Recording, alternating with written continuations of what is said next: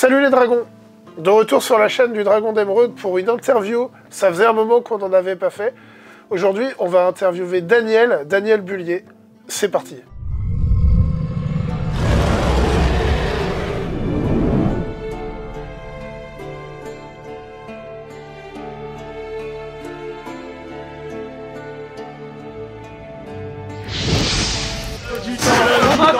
Le maton que vous ne connaissez pas. Allez, les braconniers de mes deux, là. Au gabion. Et que ça file.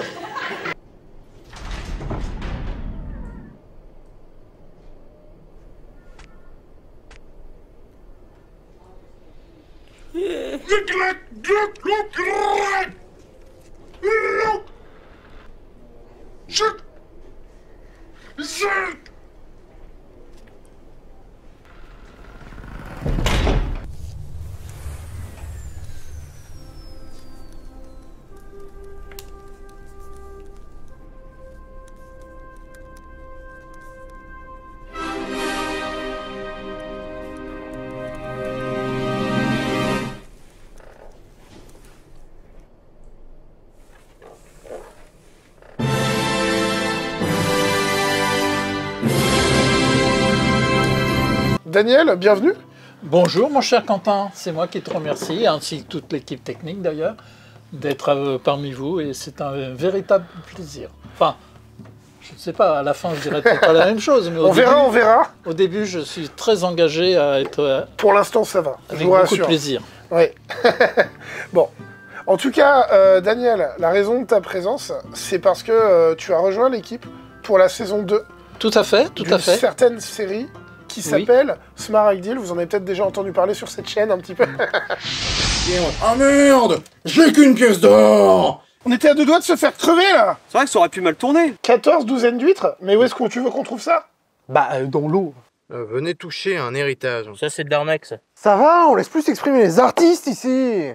Alors Daniel, est-ce que, parce que t'es pas encore apparu sur la chaîne, donc je pense que la plupart de nos abonnés te connaissent pas, est-ce que tu peux te présenter en quelques mots?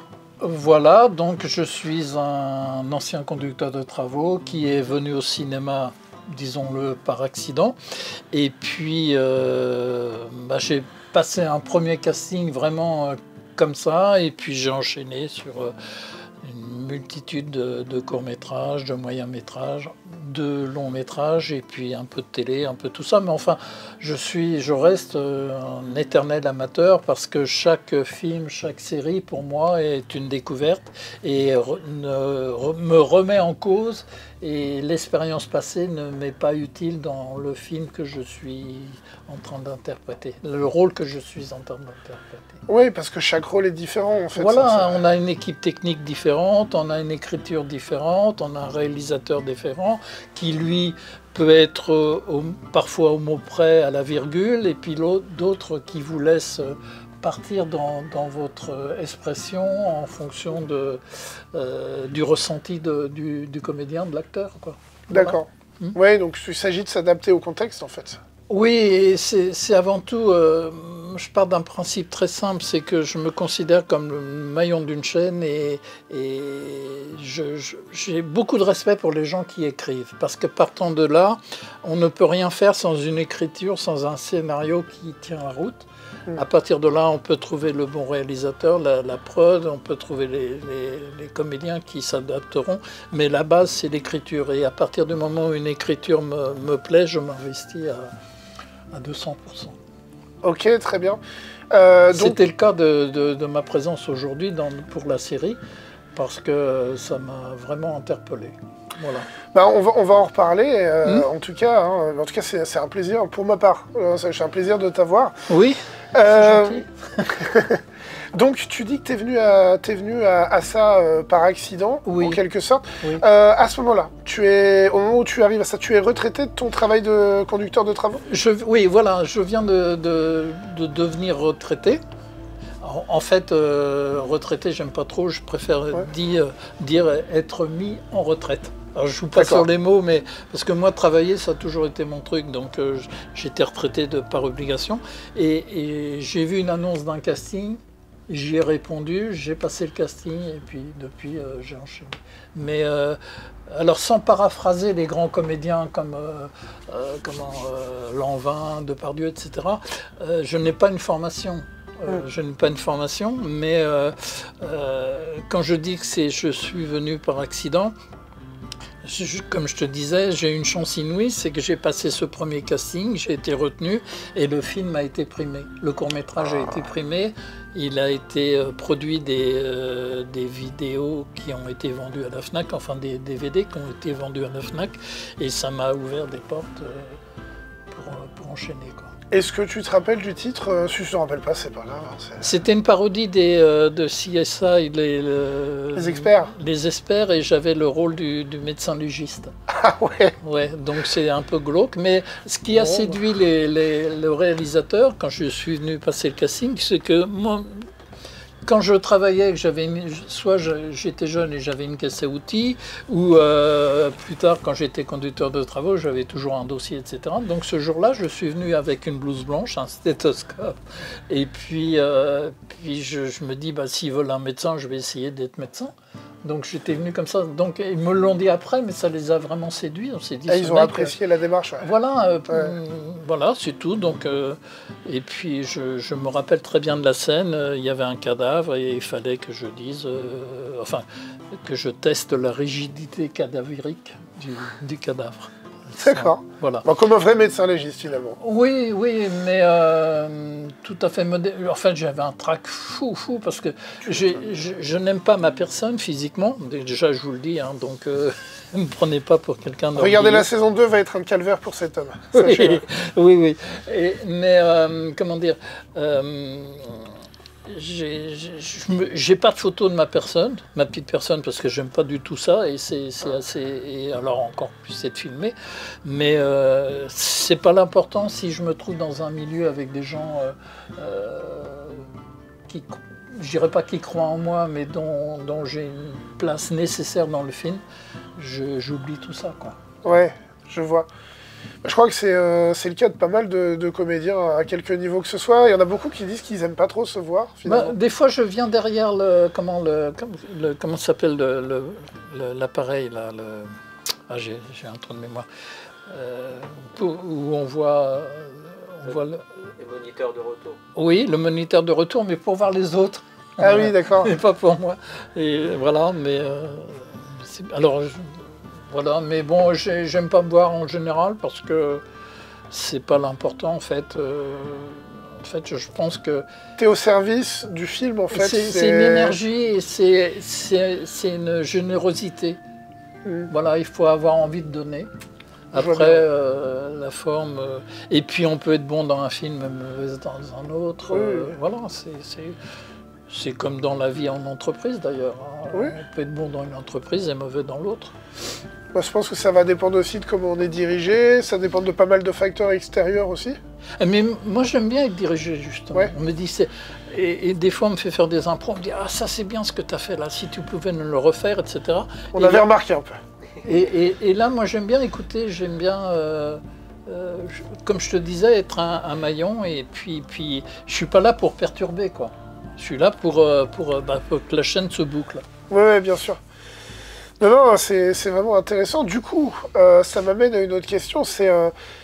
Du coup, j'imagine que c'est pareil. Enfin, étant donné que tu y es arrivé un peu sur le tard et par accident, c'est pas que beaucoup de temps à tourner alors. Ah non, c'est pas ça que j'allais dire. Ah mon Dieu, au secours. Non, j'allais tout simplement dire, étant plus jeune, voire étant gamin, c'est pas quelque chose que tu aurais imaginé faire. Alors, non. Mais par contre, à l'école, j'étais un déconneur. C'est drôle parce que j'imitais toujours le surgé. Je suis pas surpris. Ou au fond de la classe, je montais, je sais pas, quand le prof l'institut était barré, je montais sur la table, et puis, enfin sur le pupitre, et puis je déclamais des vers. Il y avait déjà quelque chose. Mais c'est tout, ça s'arrêtait là. Et j'ai jamais fait de théâtre, jamais fait de cinéma, mais je me rappelle d'un film qui m'avait extrêmement marqué. Quand j'étais gamin, j'avais une dizaine d'années, je vous laisse compter mon âge. C'était Les 400 coups et c'était Jean-Pierre Léaud, je crois, oui, des gens comme ça. Et c'était un cinéma d'avant-garde et j'avais l'âge du gamin dans le film et ça m'avait marqué parce que pour moi c'était douloureux. C'était douloureux parce que c'était une enfance particulière de ce gamin, et Jean-Pierre Léaud donc, et j'avais du mal à ce qu'on fasse souffrir un enfant, quoi. Ouais. Tu t'étais vachement identifié en fait. Oui, ouais. oui, voilà. Et puis bon, après ça a été oublié dans la vie d'adulte et autres, quoi. Ouais. Bah pas tant que ça puisque t'en parles. Du coup, est-ce qu'il y aurait, alors dans toutes tes expériences, tout ce que tu as pu tourner, Oui. est-ce qu'il y aurait, je sais pas, une expérience qui ressort particulièrement, un rôle, un film Ah oui, alors là, comme je te dis, je me répète, mais le maillon d'une chaîne, et une scène qui m'a profondément marqué, c'est que j'avais un rôle d'un père dont on avait tué la fille, et j'étais derrière une porte, j'étais chez moi dans le film, hein. Quelqu'un frappe à la porte, et j'ouvre la porte et je lui dis, grossièrement, je lui dis mais qu'est-ce que vous voulez, qu'est-ce que vous me cherchez, ma fille est morte et tout. Et c'était le prétendant amoureux de ma fille. Et puis après, bon, j'ai claqué la porte. Et puis il y a eu un grand silence. Et je me dis, merde, mais ils sont partis, il n'y a plus personne. Et en fait, ils étaient... Quand je suis sorti de la maison pour aller voir ce qui se passait, où étaient les techniciens et tout, et je les ai vus, mais complètement choqués, assis, plus personne ne parlait. Ils avaient la mâchoire au sol. Et je les avais complètement saisis dans mon interprétation, parce que c'est une scène que j'avais profondément vécue, parce que bon... quand t'es père, tu protèges ta famille. Donc j'ai pensé que ce garçon pouvait avoir tué ma fille, etc. Et voilà, et ce qui m'a vraiment scotché, c'est ce silence et de les voir comme ça. Je me dis, mais les gars, ça y est, c'est fini. C'est pas pour de vrai, hein. Mais ils en gardent tous un... C'est drôle, parce qu'ils ont tout... Je sais pas, ça les a bouleversés. Peut-être. Moi, c'est une expérience forte, effectivement, ça a l'air. Moi, je dis juste une scène où tu ouvres une porte, ça me rappelle quelque chose. Hein. Vous verrez la saison 2. Ouais. Oui, une belle scène. Ah hein, oui, tu me la rappelles. Ah, on est d'accord. Ah, c'est drôle, décidément. Je suis toujours à ouvrir quelque chose toujours sur l'inconnu. Si vous avez besoin d'un acteur qui ouvre une porte, vous pensez à Daniel Bullier, s'il vous plaît. Oui. Je suis droitier. Hein. Alors on parlait d'expériences qui t'auraient marqué dans tes expériences de tournage. Est-ce que tu aurais une rencontre qui t'aurait marqué aussi? Oui, alors il s'agit de Madame Zazie, qui on a tourné en fait un pilote, voilà, au Havre, où Zazie se mariait et j'étais le maire. Donc j'étais face à elle et j'avais une écharpe tricolore et j'avais mon test à dire, etc. Et puis à un moment, elle s'est approchée de moi, elle m'a dit « Oh là là, je t'enlève ça parce qu'il faut que tu sois beau comme tout dans le film. » Et j'avais le stress évidemment, mais ça m'a complètement décontenancé.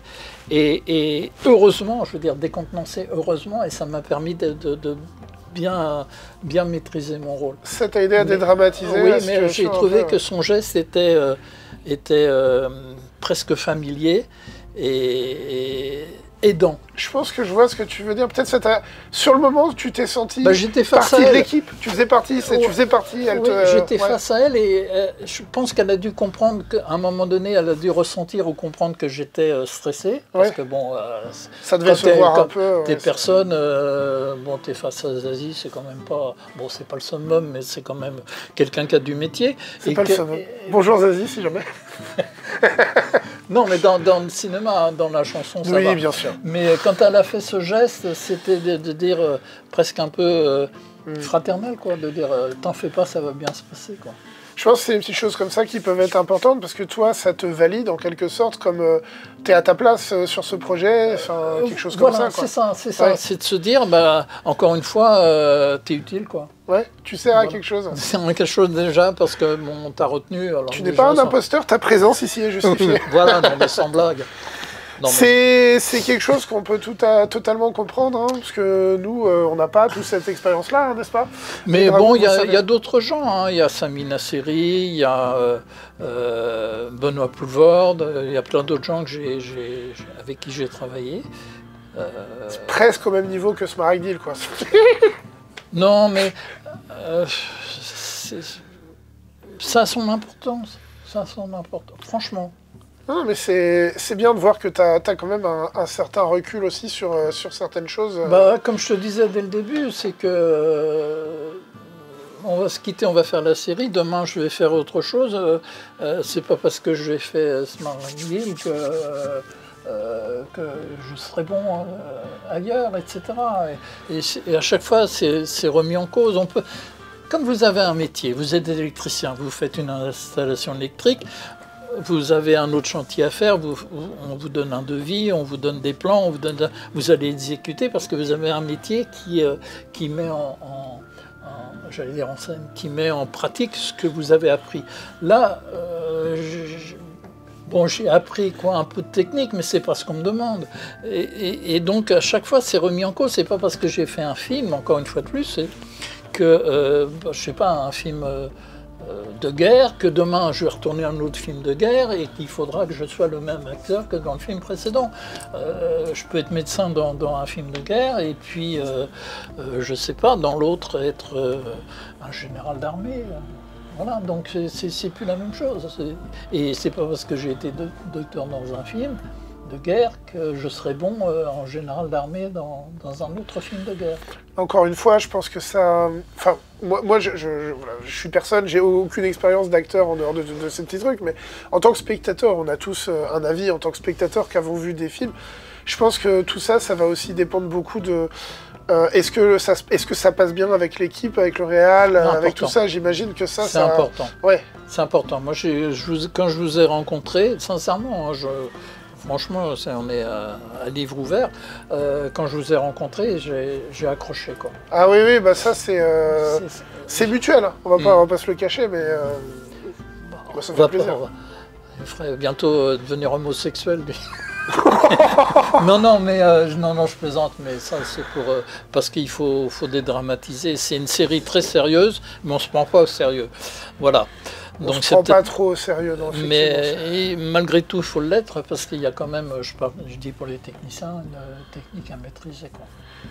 Bah, disons que moi, personnellement, à titre personnel, je n'avais pas mesuré la quantité de travail qui est quand même, on va le dire très clairement, majoritairement assurée par Thomas au niveau de tout ce qui va être montage, au niveau de filmer déjà, de penser les plans dans sa tête.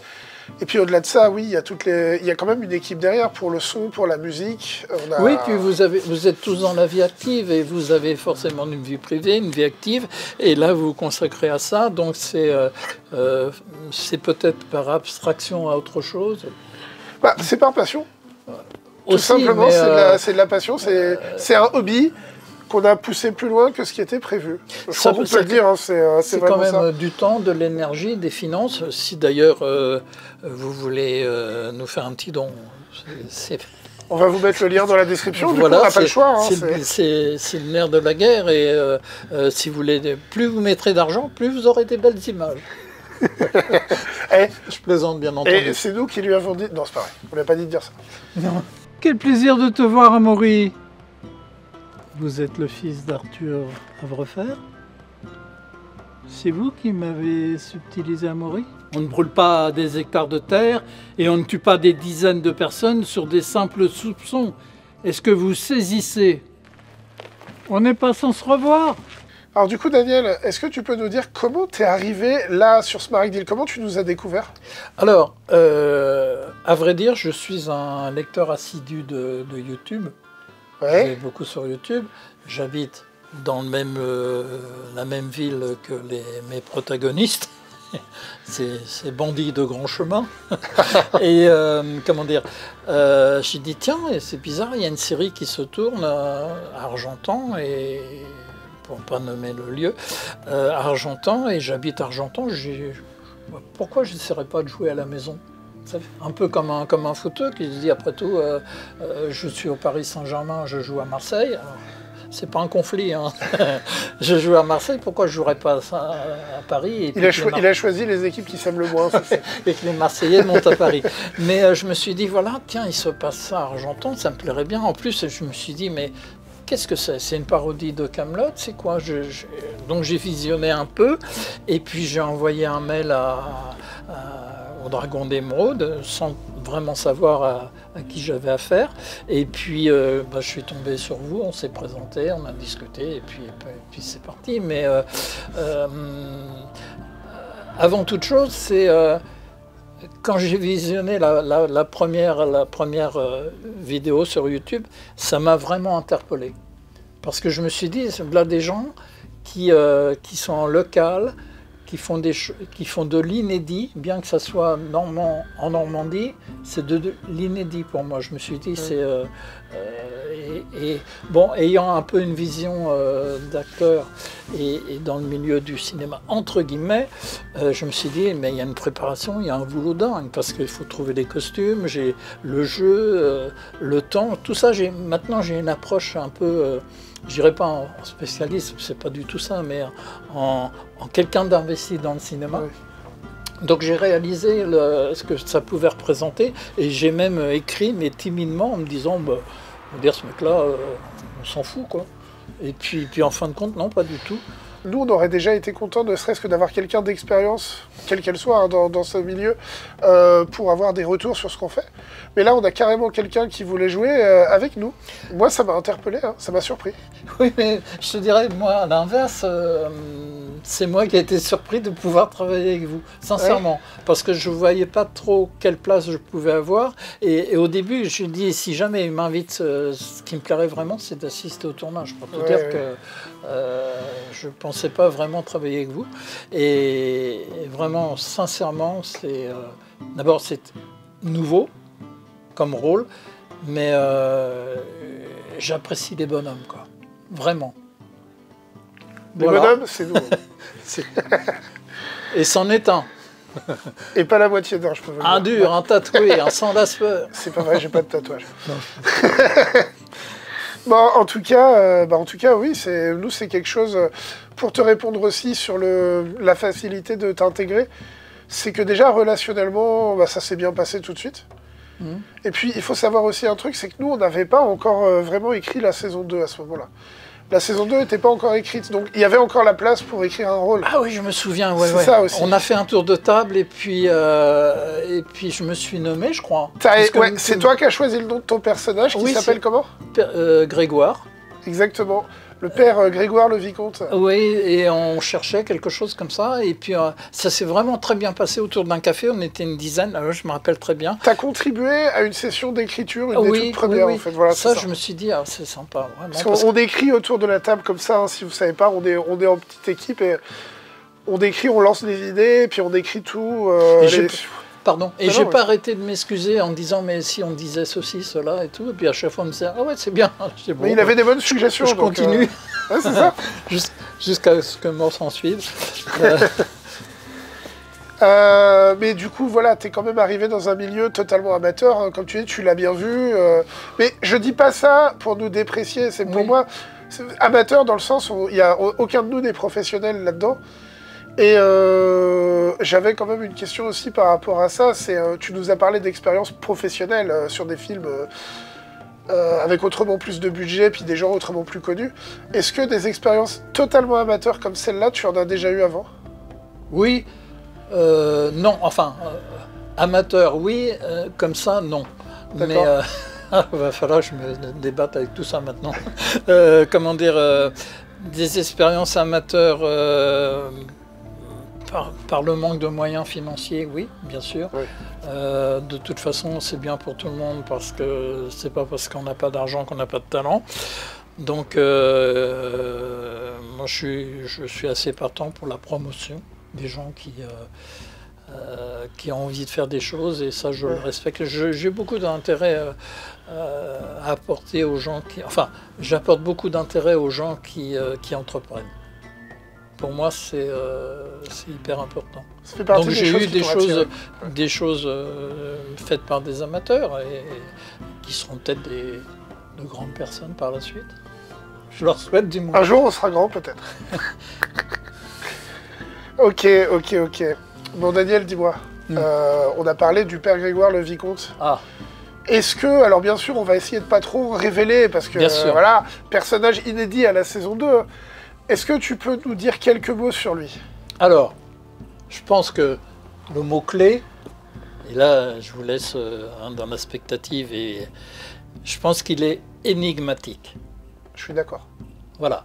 À partir de là, bon, c'est quelqu'un de pieux, évidemment, qui a une idéologie, une doctrine, mais tellement ancré dans cette foi, un peu la foi du charbonnier, dans cette foi, malgré tout, il y a une idéologie, il y a un dogme, etc. Mais je pense qu'il, de ce fait-là, il s'isole des autres. Ouais. Et c'est en cela qu'il peut être énigmatique. Mais je ne peux pas vous en dire plus parce que vraiment... Faire attention aux spoilers, oui, bah, c'est toujours pareil. Je vous laisse, puis bon... Mais je vous suis verrez, d'accord. mais c'est super. Merci. La révélation finale, c'est quelque chose de grandiose. Bah, en tout cas, moi je suis d'accord sur ton point de vue, sur ton personnage. Je me tourne vers le réalisateur, mais je pense qu'on peut dire que c'est comme ça, effectivement.